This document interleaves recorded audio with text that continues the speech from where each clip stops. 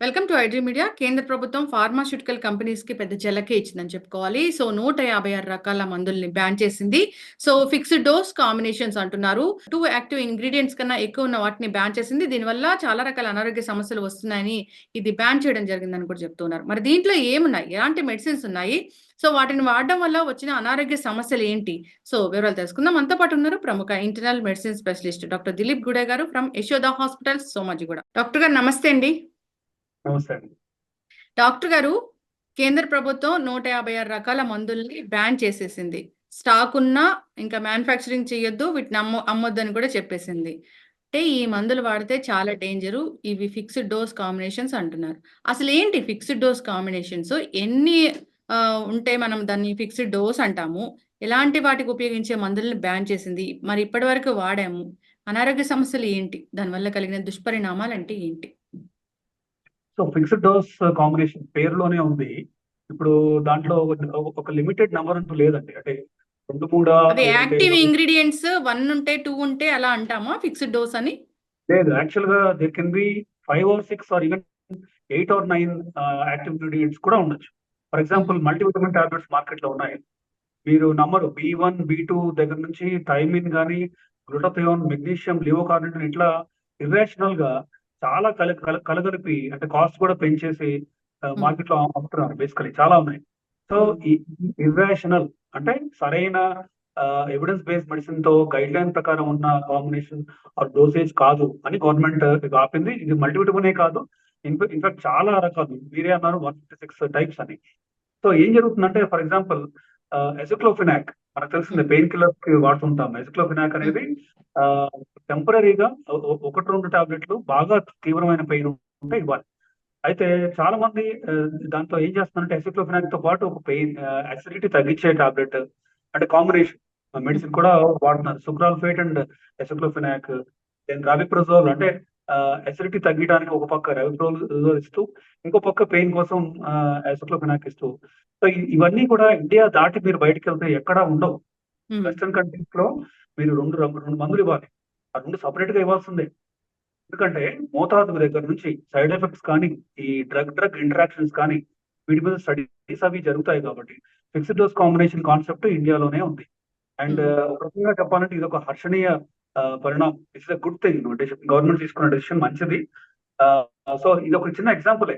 ఒక ఎసిక్లోఫినాక్ ఇచ్చి దానివల్ల ఎసిడిటీ పెరుగుతుంది, అల్సర్ రావచ్చు అని చెప్పి, ఇంకొక పక్క యాసిడ్ తగ్గించే టాబ్లెట్ ఇర్రేషనల్ గా ఇవ్వటం కరెక్ట్ కాదు.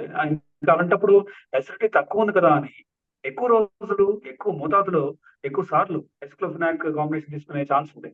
పేషెంట్ ఒక రకమైన డాక్టర్ గారు, మీరు అన్నట్లుగా ఏదైతే పెయిన్ కోసం ఇస్తున్నారో ఎసిక్లోఫినాక్, దాంట్లోనే అసిడిటీకి సంబంధించిన డ్రగ్ కూడా ఉంటుందా? అలా కాంబినేషన్ ఉంటుందా? ఉండదు. కానీ సపరేట్ గా కనుక మీరు యాడ్ చేసి కాంబినేషన్ మీరు అమ్ముతున్నారు అనుకోండి మార్కెట్ లో, ఫిక్స్డ్ డోస్ కాంబినేషన్, అది రాంగ్. ఓకే. సో అయితే జనరల్ గానే కొంతమంది డాక్టర్ దగ్గరికి వెళ్తే వెంటనే జ్వరం తగ్గిపోతుంది అనుకుంటారు. కొంతమంది దగ్గరికి వెళ్తే అది గ్రాడ్యువల్ గా తగ్గుతుంది అంటారు. అంటే ఇక్కడ జరుగుతుంది ఏంటంటే వెంటనే తగ్గడానికి ఇలాంటి కాంబినేషన్ డ్రగ్స్ ఇవ్వడము, అది ఎలా పనిచేస్తే అలా పనిచేయండి, నేను ప్రస్తుతానికి జ్వరం తగ్గిపోవాలని ఇవ్వడము. సో మీలాంటి డాక్టర్స్ దగ్గరికి, ఇంటర్నల్ మెడిసిన్ స్పెషలిస్ట్ దగ్గరికి వస్తేనేమో సో కొన్ని ప్రోబయోటిక్స్ ఇస్తారు, యాంటీబయాటిక్ అవసరమైతేనే రాస్తారు, అలా గ్రాడ్యువల్ గా తగ్గిస్తూ వస్తారు. సో ఇక్కడ తేడా వస్తుంది. సో దీనివల్ల చాలా అనారోగ్య సమస్యలే వస్తున్నాయని చెప్పుకోవచ్చు. సో దీని మీద ఏం చెప్తారు డాక్టర్ గారు? ఒక మెడికల్ షాప్‌కెళ్ళి మందు తీసుకొని వేసుకుంటే తగ్గిపోయేదానికి, ఒక మంచి డాక్టర్ దగ్గరికి వెళ్లి ఇలా గ్రాడ్యువల్‌గా తగ్గించుకునేదానికి ఏం చెప్తారు డాక్టర్ గారు? సో మంచి క్వశ్చన్ అండి ఇది. బేసికలీ ఇప్పుడు ఒక రకమైన పేషెంట్స్ అందరికీ ఏంటంటే ఇమీడియట్ గా రిజల్ట్స్ కావాలి. అది మీరు ఏమైనా చేయండి, నాకు సాయంత్రం కల్లా జ్వరం తగ్గాలి. సో అది ఫస్ట్ ఆఫ్ ఆల్ ఆ థాట్ ప్రాసెస్ మారాలి. మనం బేసిక్ గా బాడీ ఇప్పుడు ఫస్ట్ డేనే ఫీవర్ రాగానే మనం యాంటీబయాటిక్ స్టార్ట్ చేయకూడదు. And for example viral infections ఉంటాయి, మీరు బ్లడ్ టెస్టులు చేస్తే అవన్నీ నార్మలే ఉంటాయి. బట్ యాంటీబయాటిక్స్ ఫస్ట్ డేనే స్టార్ట్ చేసేస్తున్నారు. అది కూడా డాక్టర్ కలవకుండానే మెడికల్ షాప్కి వెళ్ళి మరీ తీసుకుంటున్నారు.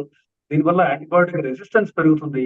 అండ్ దెన్ యాంటీబయాటిక్ కాంబినేషన్స్ లో కూడా, ఇప్పుడు సపోజ్ క్లావ్రినిక్ యాసిడ్ అని ఉంటుంది, అది ప్రతి యాంటీబయాటిక్ తో మనం కలిపేసి మరి మార్కెట్ లో అందుబాటులోకి రిలీజ్ చేస్తున్నారు. సెప్టోడాక్సైన్ క్లావ్రినిక్ యాసిడ్ అని. ఇంతకుముందు ఓన్లీ సెప్టోడాక్సైన్ ఉంటుంది సపరేట్ గా. ఇప్పుడు ఈవెన్ యూఎస్ లో వెళ్తే మీరు you will not find clavulanic acid combination అన్ని యాంటీబయాటిక్స్ తో ఉండదు, ఎందుకంటే అది ఇర్రాషనల్ కాంబినేషన్ కాబట్టి. సో ఇది ఒక ఎగ్జాంపుల్. ఇట్లా చాలా మందులు, ఫర్ ఎగ్జాంపుల్ ఇప్పుడు డాక్సిసిలిన్ ఉంది, సారీ డాక్సిసైక్లిన్ ఉంది.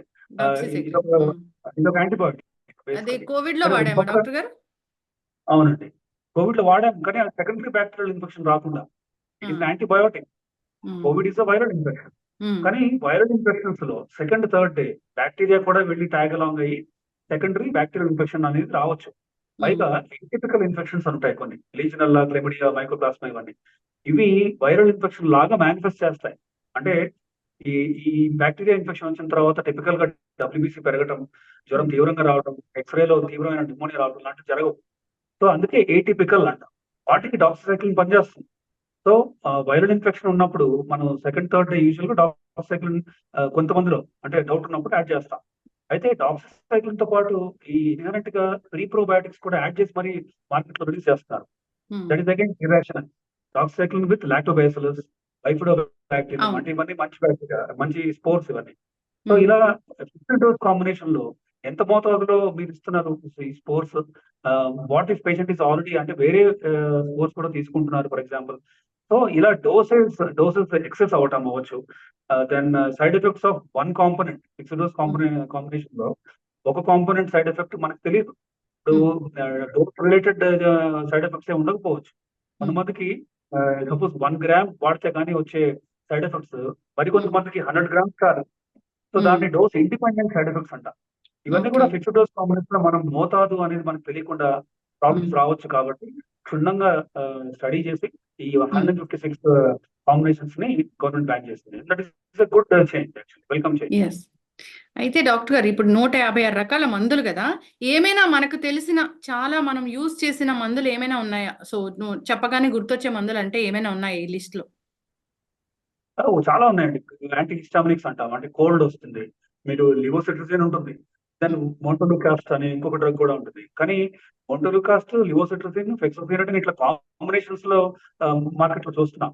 ఇలా ఇన్ని అసలు కంబైన్ చేయాల్సిన అవసరమే లేని ఇర్రాషనల్ మెషర్ అది. సో మీకు కావాలి అంటే మోంటోలుకాస్ట్ తో వేసుకొని చూడండి, తగ్గనప్పుడు సెకండ్ డే థర్డ్ డే ఇంకోటి యాడ్ చేయండి. కానీ ఒకటేసారి if you are taking fexofenadine and bilastine and montelukast on one side, then cetirizine కానీ antibiotics on the other side, and ఒక్కోసారి కొన్ని యాంటీబయాటిక్స్ తో పాటు యాంటీహిస్టామినిక్స్ కూడా కంబైన్ చేస్తున్నారు.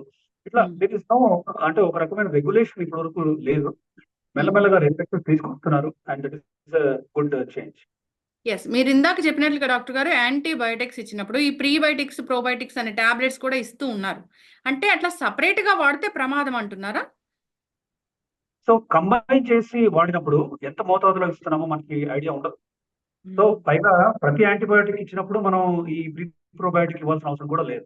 థర్డ్ ఫోర్త్ డే అది కూడా కొంచెం హయ్యర్ అండ్ యాంటీబయాటిక్, సెఫోడాక్సిమ్ ఫ్లావిన్ కావచ్చు, ఇంకొంచెం పైన పిప్రోసిన్ టాల్గో అవ్వచ్చు, ఇంకా కొంచెం హయ్యర్ యాంటీబయాటిక్ 5-6 రోజులు వాడేటప్పుడు ఖచ్చితంగా మనం ప్రోబయాటిక్స్ ఇవ్వాలి.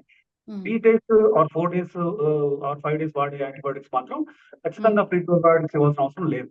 సో ఈ dose dependent or dose independent వీటి కోసమనే ఈ ఫిక్స్డ్ డోస్ కాంబినేషన్స్ ఇలా విస్తృతంగా ఇవ్వడం అనేది కరెక్ట్ కాదని గవర్నమెంట్ అంటుంది. ఖచ్చితంగా డాక్టర్ గారు. సో డాక్టర్ గారు, కరోనా వచ్చాక చాలా అవేర్నెస్ వచ్చి మల్టీవిటమిన్ టాబ్లెట్స్ విరివిగా వాడడం, అంటే ఓవర్ ద కౌంటర్ తీసుకోవడం చాలా అలవాటైపోయింది. సో ఇలా వాడడం వల్ల వచ్చిన అనారోగ్య సమస్యలు చాలానే ఉన్నాయి. ఎంతోమంది పేషెంట్స్ వస్తూ ఉంటారు మీ దగ్గరికి. సో జనరల్ గానే ఇట్లా డాక్టర్ ప్రిస్క్రైబ్ చేయకుండా మల్టీవిటమిన్ టాబ్లెట్స్ విచ్చలవిడిగా వాడితే ఏం జరుగుతుంది? అసలు ఎలాంటి ఆర్గాన్స్ మీద డ్యామేజ్ చూపిస్తుంది ఇది? సో ఒక కండిషన్ ఉంది, హైపర్ విటామినోసిస్ అని. హైపర్ విటామినోసిస్ అంటే పేరులోనే ఉంది, ఎక్కువ విటమిన్ బాడీలో కనిపిస్తుంది అని, మోతాదు మించి. ఇప్పుడు ఫ్యాట్ సాల్యుబుల్ విటమిన్స్ ఉంటాయి, విటమిన్ ఏ, ఈ అండ్ కే, ఇవన్నీ కూడా ఫ్యాట్ సాల్యుబుల్, అంటే ఒక మోతాదు మించితే అవి వెళ్ళి బాడీలో పేరుకుపోతాయి. పేరుకుపోతూ ఉన్నప్పుడు అవి వాటి అనర్థాలు సృష్టిస్తూ ఉంటాయి, అండ్ మనం కనిపిస్తూ కూడా ఉంటాయి. ఇన్ఫాక్ట్ విటమిన్ డి లెవెల్ 150 దాటిన వాళ్ళలో రకరకాల ప్రాబ్లమ్స్, అంటే బాగా ఎక్కువ నిద్రపోవటం అవ్వచ్చు, దెన్ బీపీ, షుగర్ ఇష్యూస్ కానీ, ఇవన్నీ కొలెస్ట్రాల్ పెరగడం కానీ, రకరకాల ప్రాబ్లమ్స్ వస్తాయి. ఇప్పుడు విటమిన్ ఏ బాగా పెరిగినా కూడా. సో అట్లా ఇవన్నీ ఫ్యాట్ సాల్యుబుల్ విటమిన్స్ అండ్ బాడీలో పేరుకుపోతాయి. అదే వాటర్ సాల్యుబుల్ ఉన్నాయి, B1, B2, B4, B6, then B12, ఇవి సి, విటమిన్ సి కానీ. So B and C B complex and C మాత్రం వాటర్ సాల్యుబుల్. ఇవి బాడీలో పెరిగిన యూరిన్ లో బయటకు వెళ్ళిపోతాయి కాబట్టి మనం వీటి గురించి పెద్దగా భయపడక్కర్లేదు. కానీ ఈ హైపర్ విటామినస్ కాజ్ చేసే ఫ్యాట్ సాల్యుబుల్ విటమిన్స్ మాత్రం బాడీలో పేరుకుంటే ప్రమాదమే. ఇవి కూడా మల్టీ విటమిన్స్ మార్కెట్ లో అసలు రెగ్యులేషన్ అంటూ లేదు. అండ్ రకరకాలుగా కంబైన్ చేస్తున్నారు. కోఎన్జైమ్ క్యూటన్ దగ్గర నుంచి ఫర్ ఎగ్జాంపుల్ రకరకాలు అవును మీరు అన్నట్లుగా మల్టీవిటమిన్ టాబ్లెట్ ఒకటి కొనుక్కుంటే దాని మీద అన్ని విటమిన్స్ అన్ని వరుసగా రాసుంటాయి. అవును. So it is not correct. అంటే ఏది ఎంత ఇవ్వాలి? సపోజ్ B12 ఉంది, 1500 మైక్రోగ్రామ్స్ ఫలానా రోజులు 1 మంత్ ఇచ్చిన తర్వాత దాన్ని 1000 చేసి ఇది మెయింటెనెన్స్ డోస్ అని ఒక ఫిక్స్డ్ మనకి గైడ్ లైన్ బేస్డ్ థెరపీ ఉంది. కానీ పేషెంట్స్ కి ఆ విషయం తెలియదు. దే కీప్ టేకింగ్ 1500 ఎవ్రీడే తీసుకుంటూ ఉంటారు. మేము బ్లడ్ టెస్ట్ చేస్తే మోర్ దాన్ 2000 ఉంది. అంటే బ్లడ్ టెస్ట్ ఆ టెస్ట్ చేసే మిషన్ ని ఆ పరిధి దాటి కూడా ఉంది. అంటే బియాండ్ రికగ్నైజబుల్ అని కూడా మనం చూస్తుంటాం. So it is wrong. అంటే మల్టీవిటమిన్ అయినా సరే డాక్టర్ గారి పర్యవేక్షణలోనే తీసుకోవాలి, సూపర్విజన్ లోనే తీసుకోవాలి. మీరేం వాడుతున్నారో కూడా డాక్టర్ చూపించండి. ఇది వాడుతున్నామండి, ఇది ఓకేనా అని చూపించి ఓకే అన్న తర్వాతే వాడటం అనేది కరెక్ట్. అయితే డాక్టర్ గారు యాంటీబయాటిక్స్ రెసిస్టెన్స్ వస్తుంది అని అంటే దాని అర్థం డాక్టర్ చెప్పిన టాబ్లెట్స్ కాకుండా మనకి ఓవర్ ద కౌంటర్ తీసుకోవటం ఒకటి, ఇలాగా ఫిక్స్డ్ డోస్ కాంబినేషన్స్ వాడడం ఒకటి దీనికి ప్రధానంగా కనిపిస్తున్న కారణాలు అయితే. అవును, ఖచ్చితంగా అండి. డాక్టర్ గారు ఏదైనా జ్వరం వచ్చినా ఏదైనా అది గ్రాడ్యువల్ గా తగ్గాలని కోరుకుందాం కానీ ఇలా వెంటనే తగ్గిపోవాలి ఏదో మిరాకిల్ జరగాలి అన్నట్లుగా ఇలా వాడకూడదు ఎలా పడితే అలాగా. అలాగే ఇప్పుడు ఏదైతే బ్యాన్ చేశారో ఆ టాబ్లెట్స్ అన్ని పూర్తిగా ఈ మెడికల్ షాప్స్ నుంచి కూడా తీసేసి సో ఇంకా ప్రజల ప్రాణాలతో చెలగాటం ఆడకుండా చూసుకోవాలని కోరుకుందామండి. చాలా చక్కటి డెసిషన్ ఇదైతే. సో ఇది అమలు ఇది ఇప్పుడు డికేట్స్ గా జరుగుతూ ఉంది ఇది ఇలా. కానీ ఒక టాబ్లెట్ గాని, ఒక ఇంజెక్షన్ గాని బయటికి రావాలంటే, ఆమోదం పొందాలంటే క్లినికల్ ట్రయల్స్ జరుగుతాయి. అంతా ఆమోదం అయ్యాకే వస్తుంది. వచ్చాక కూడా ఇలాంటివేంటని అందరూ అనుకుంటూ ఉన్నారు. సామాన్య ప్రజలైతే అదే ఆలోచిస్తారు గదా డాక్టర్ గారు. సో ఇప్పుడు మార్కెట్ లో ఈచ్ ఇండివిజువల్ డ్రగ్ కి ట్రయల్స్ జరిగాయి, వచ్చాయి. కానీ కంబైన్ చేసిన తర్వాత అంటే వీటి వల్ల నష్టం జరగట్లేదు అనేది DCGI చూస్తుంది. మేబీ కొంచెం ఇప్పుడు సపోజ్ మార్కెట్ లో రిలీజ్ అవడానికి ప్రెషర్ పెట్టి ఉండొచ్చు, DCGI మీద పొలిటికల్ ప్రెషర్ అవ్వచ్చు రకరకాలుగా. అండ్ దెన్ అంటే ఇంత విస్తృతంగా మేబీ DCGI కూడా అంటే పర్యవేక్షించలేదు ప్రాబ్లీ. బట్ ఇక నుంచి it has taken into account. Okay, ఎలా ఉన్నాయి మార్కెట్ లో, ఎవరు ఇస్తున్నారు, ఎన్ని వస్తున్నాయి, ఏ కాంబినేషన్ లో వస్తున్నాయి అనేది ఒక స్టడీ అంటే కొన్ని ఏళ్ల నుంచి జరుగుతుంది. కాబట్టి ఇవాళ మనం రిజల్ట్ చూసాం, ఈ 156 డ్రగ్స్ బ్యాన్ చేయడం. I think it will further extend. ఇక ఇంకా వేరే కాంబినేషన్స్ గురించి కూడా స్టడీస్ జరుగుతున్నాయి. ఇవి ఏవి ఉండకూడదు, ఏవి ఉండాలి అనేది. ఫర్ ఎగ్జాంపుల్ షుగర్ మేనేజ్మెంట్ లో మనం ఆల్మోస్ట్ 3 ఫిక్స్డ్ డోస్ కాంబినేషన్స్ లో డయాబెటీస్ కంట్రోల్ లో ఒక SGLT ఇన్హిబిటర్, ఒక గ్లిప్టిన్ అండ్ మెట్ఫార్మిన్, ఈ 3 కాంబినేషన్ కూడా ఉన్నాయి మార్కెట్ లో. ఇది మంచిదే. యాక్చువల్ గా చెప్పాలంటే ఇట్స్ గుడ్ కాంబినేషన్. ఎందుకంటే ఎంత మోతాదులో ఉంది, ఇది ఎంత షుగర్ తగ్గిస్తుంది ఈచ్ కాంపోనెంట్. అండ్ పైగా పిల్ బర్డన్ తగ్గుతుంది. పేషెంట్ ఇప్పుడు డయాబెటిస్ పేషెంట్ అంటే బీపీ మందు వేసుకోవాలి, కొలెస్ట్రాల్ కి వేసుకోవాలి, షుగర్ కి 3-4 వేసుకోవాలి. వెరసి మొత్తం చూస్తే 8-9 టాబ్లెట్స్ అవుతున్నాయి. కానీ ఈ డయాబెటిక్ పేషెంట్ లో షుగర్ కి కంట్రోల్ కి 3 కలిపి 3 మెడిసిన్స్ కలిపి ఒకటి టాబ్లెట్ లో రావడం ఒక రకంగా చూస్తే మంచిదే. కొన్ని fixed dose combinations are good, but other fixed dose combination should be regulated. అదే government has taken this act very sincerely and that is welcome change. కానీ చాలా అంటే ఇప్పటి వరకు అయితే అనారోగ్య సమస్యలు వచ్చే ఉంటాయి. ఎట్లాగో కిడ్నీల మీద ఎఫెక్ట్ చూపిస్తుంది ఇలా చెప్తూనే ఉన్నారు ఇలాంటి కాంబినేషన్స్ వాడితే అని. మాక్సిమం డాక్టర్స్ అయితే ప్రిస్క్రైబ్ చేయకపోవచ్చు ఇప్పటి వరకు కూడా ఇలాంటివి. సో మామూలుగా మనం తెలిసి తెలియక వాడినవి. అయితే డాక్టర్ గారు ఇంతకు ముందు కూడా ఇలాంటిదే ఒకటి జరిగింది. సో క్లినికల్ ట్రయల్స్ జరిగి అంత ఆమోదం పొందిన తర్వాత వచ్చిన మందే కాఫ్ సిరప్ చిన్నపిల్లల్లో వాడేది.